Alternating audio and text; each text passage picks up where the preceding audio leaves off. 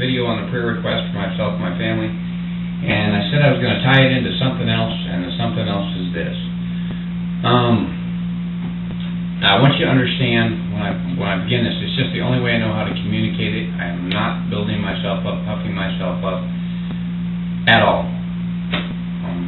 I am what I am, a parking lot sweeper, nothing more. Here I am in despair, alright? Financially, physically, at times spiritually, in every way, my family is under complete and total assault from the devil, as far as I'm concerned. We're undergoing some problems that I think a lot of people might cave. And I have almost caved on a lot of different occasions. My knees have buckled. I've been set back. But here's the deal. The only thing keeping me standing is Christ. And it's times, I mean, you get in a situation where everything's coming against you, and you're crawling and you're plugging holes in the dike, you know, you're shoving, you're trying to keep all the water from coming in the bursting dam, and you can get real caught up in the world that way and forget about Christ and forget about God because you're too busy trying to keep from collapsing. I mean, it just happens. It's human nature. There's nothing wrong. I mean, there's a lot of you out there experiencing the same thing, and you know what I'm talking about. But Jesus spoke about that in his parables of the tares and the wheat, and how some of the good seeds sprouted up and it became entangled by the cares of life and were choked out. But that's not where I'm going to go with this. What I'm trying to say is, in the midst of my persecution and my suffering, in the midst of my despair, in the midst of things that would cause a lot of people to crumble, I continue to do the work of Jesus Christ. And that's not of me. That's of him bestowing upon me the strength to continue to do the things I do because it's his will. And what upsets me is, okay, I made this video, The Meaning. You can look at it, it's on my channel.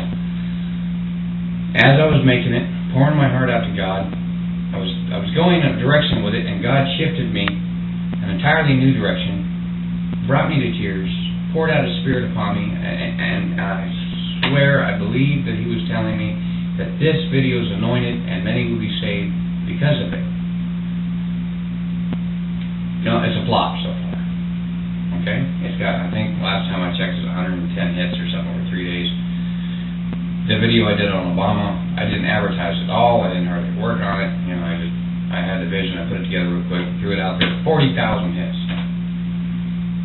But I called it Salvation, 110. A video of encouragement, called to salvation, an outreach to the lost and the dying gets nothing.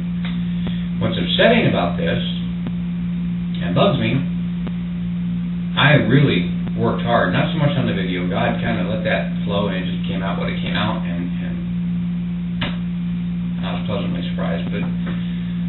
But because I promoted it so heavily, because what God told me, this is going to be anointed, this is going to save a lot of people, and I put myself out there and just really pumped at everybody on my email list, Facebook, whatever it is, MySpace, internet search engines, forums. I mean, all the different share options that there are on YouTube and the different sites. But anyways, and it went nowhere, and I thought, man, I've been asking people, heartfelt, you know, please pump this. God's put his stamp on it, and I think a lot of people can be saved through this. 110 hits. More than 110 of my friends have got it. And I'm not talking about YouTube friends. I'm talking about personal friends and family and people I associate with on at least a weekly basis. And so I know that if they mailed it out to everybody on their email list and put it on their page, and there are people that have done that. Chris, you rock, brother. Matt, I know you probably. Karen, God bless you, sister. You're so sweet. But there's just so many people that kind of watch it, and they click it off, and they don't pay attention to what I said or what the video's about. They're too busy to do God's work. And I'm not ranting about the video here. I know God's going to fulfill His promise. That thing's going to do what it's going to do. It's going to take off, I guarantee you. I know God spoke to me heavily on it. He anointed it. It's going to happen. Whether it's today or 5 years from now it goes viral, I don't care. Whatever God's timing and will for that is, it is. But that's not what it got me to thinking, and my mind's actually been on this quite a bit before that, is that the church has become just so apathetic and lazy. When you can't give God 10 minutes of clicking on a mouse, I mean, it's not exactly strenuous, and promote a video for salvation, where are you in your walk? You know, that's really what made me think, and then I got into this whole thing, and I'm going to try to present it to you now. And I've talked to Chris and a few other people online about it, is that the church is incredibly apostate. If you look at the church today, what it is in America, and you look at it what it was at the time of Pentecost and in the early church, these are two different animals. They're night and day apart. The early church, well, let's go into the modern day church, America's church, what we call the Church of Christ now, be it whether you're Pentecostal, Presbyterian, Episcopalian, non-denominational, Baptist, whatever. As a whole, I believe is really denied Christ with their lives. And here's why I say that. Blessings. That shouldn't be a dirty word, but it's become one to me, because people seem to think that blessings are purely financial. There's that, bless me, Lord, bless me, Lord, bless me, Lord, and that's all I hear. You know, John F. Kennedy once said, speaking of the United States, and I think I've used this analogy before, but ask not what my country can do for me, but ask what I can do for my country. Selfless devotion to your country for the greater betterment of the whole was his idea, and then I apply that to the gospel, but that's not what you get. There's a disconnect. It's all about what can God do for me. Bless me in this, Lord. I need a better job, Lord, a bigger house, Lord. I can't make my bills. Would you make my bills for me? Would you? I need this. I need that. I need. Bless me, bless me, bless me, bless me. Enough. You know, the original church, the way they were blessed, is that the original church was the community of believers came together, lived together, founded what I believe they call in Israel now, a kibbutz, threw all their money into a pot, and it served the entire community. Everybody was blessed and taken care of and had their needs met. Nobody starved, nobody begged for bread, because all of them were doing an equal share, working towards providing for their brethren. They were the extension in the hands of God upon the earth.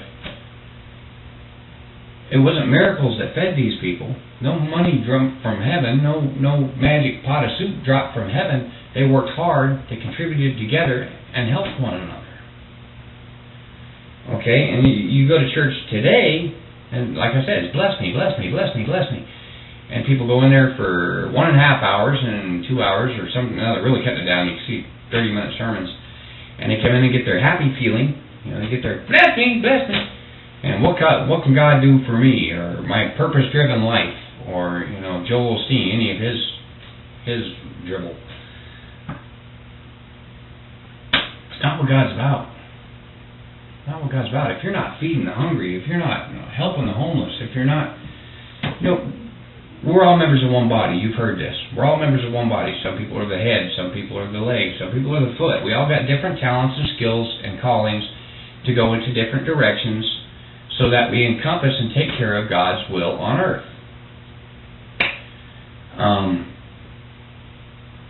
Everybody today wants to be a catcher's mitt. Maybe you're not called to feed the homeless.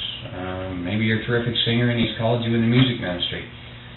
But one thing we are all called to do is the Great Commission, to spread the gospel of Jesus Christ around the world. There is no out of it. We all must do it. And if you're filled with the Spirit of God, don't you want to? Don't you want to just tell somebody, this is what makes me whole, this is what gives me the meaning to my life, I can't keep it in. But people are so consumed and snagged by the tares of life, and they're driving their nice car, and they're driving, and I'll tell you something, in America we're blessed more than any country on the face of the earth. We're prosperous, and even the poorest among us are probably viewed as rich in a third world country.